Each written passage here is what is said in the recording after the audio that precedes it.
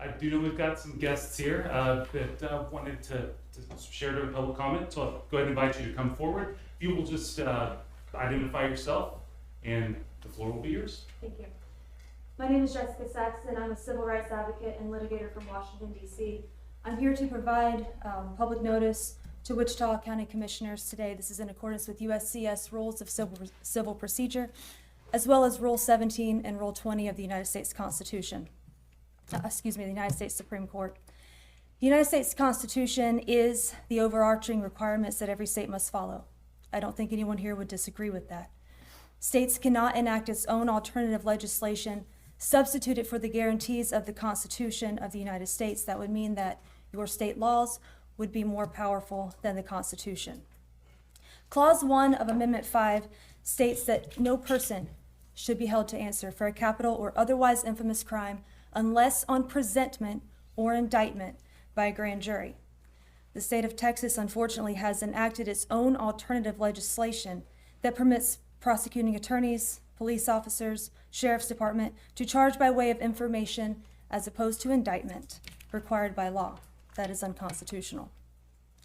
An emolument violation is when you pay public officials to break the law. The Constitution has two areas that reinforces this. The first one is Article 1, Section 10, where it states that no state shall create a law that shall impair the obligation of contract.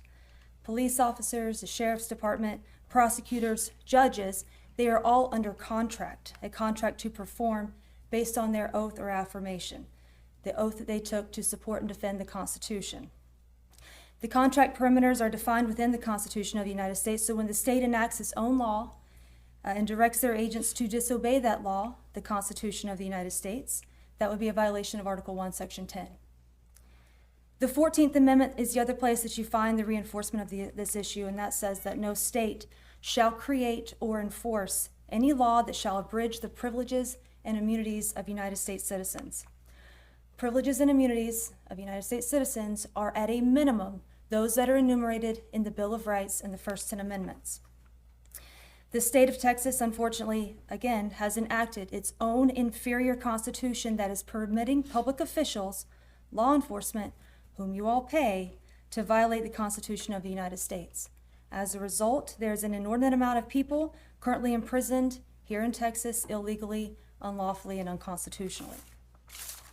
Tanoa Downing is preparing to litigate this at the Supreme Court of the United States on behalf of more than 700,000 people currently in prison here in America unconstitutionally. I'm here today to simply provide notice that if you continue to pay public officials to break the law, that there can be criminal sanctions that can come from that. Nobody wants to go down that path, so we are imploring you to simply redirect the people that you pay, your public agents, to act in a lawful manner. Paying public officials to disobey the law is an emolument violation.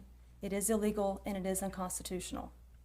I have a notice that I would like to put on the record that you guys can look at and read at a later time if you don't mind. Thank you so much. God bless. Thank you, Ms. Saxon.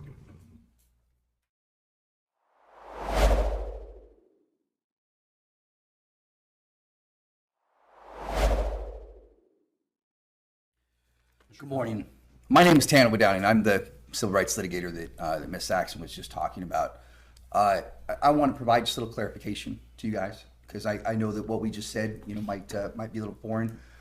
So, again, the Constitution of the United States is the overarching requirements that every state must follow. That's extremely important because the only thing that makes America America is that Constitution. So when the states fail to follow the procedures that are codified in it, then we do see a breakdown of our nation. And we're seeing that across the country because today there's 13 states that do not conduct a grand jury at all, despite the fact that it is specifically written and enumerated in the Constitution of the United States of America. There's another 28 states that permit their prosecuting attorney to charge by information or indictment by their discretion, such as the state of Texas here. You need to understand that you can never use discretion with regard to one's constitutional obligation. Because if you could use your discretion to break the Constitution, that would be an abuse of discretion. So public officials, they don't have the authority to decide whether or not they're going to enforce the Constitution and fulfill the obligations, because those obligations are in place to protect the individual liberties of the people by restraining the powers of our government. So the purpose of the grand jury is to protect the accused from hasty or malicious charges by a prosecutor. And yet the prosecutor is making a decision as to whether or not to allow them the protection from the very person denying them that right. This creates an inordinate amount of power that's applied through the system, and it ends up with a lot of people that are wrongly accused, that are perhaps not guilty, that are forced and threatened and intimidated into pleading guilty. And if you were to open up the criminal procedure manual written by a Ninth Circuit Court of Appeals judge, this is the United States criminal procedure manual, although it was written by a California circuit judge, but nonetheless, he stated in the preface that most prosecutors across America agree that as much as 15% of the people in prison are innocent. But that's an acceptable deviance because our system isn't perfect. I don't think it's acceptable to lock any innocent person up, and certainly not for not following the proper procedures. We can't blame the system when we fail to follow the very, very basic procedures. So my challenge certainly is that before we call something imperfect, let's try using it the way it was designed to be used. Don't blame it if innocence is in prison suffering, such as it is today. So I'm not saying that these are good people. No. I'm not saying that these are lawful people, but I am saying that they're rightful people. And they had rights, and those rights were clearly abridged, right? And we need to get this addressed. I'm not trying to get anybody into trouble. That's why we're here, is because we want to speak directly. This is the 13th stop of 55 that we're doing over the next 40 days. I have 2 million, a little over 2 million criminal affidavits on behalf of people that have been charged by information, not by indictment as required, from all across the country, including thousands, about 22,000 right here in the state of Texas. These are people that were charged improperly. These are people that have a judgment either in place or charges that were in place that are facially unconstitutional because they are in direct violation of the Constitution and the enumerated obligations codified within. So we want to get this addressed, but I want to try to finish it with this, that I know that the argument is going to be that the United States Supreme Court came out in 1884 and said, states, you don't got to do it indicted by a grand jury. It was a case called Hurtado versus California. And before you guys choose to rely upon that as your foundation, I want to remind you that the Constitution of the United States of America is the foundation, not a judge-made ruling.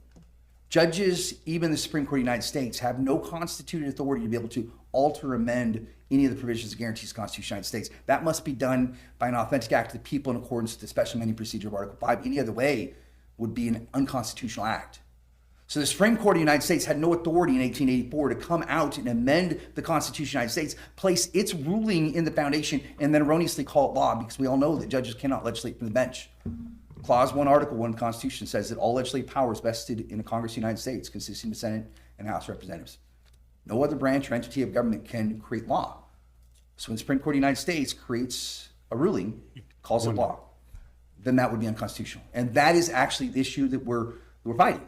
We're coming against the United States Supreme Court, and we're going to hold them accountable for the amendments to the Constitution of the United States that they've been doing for roughly 218 years. This isn't attacking you guys. This is here to ask you guys to please, let's work together.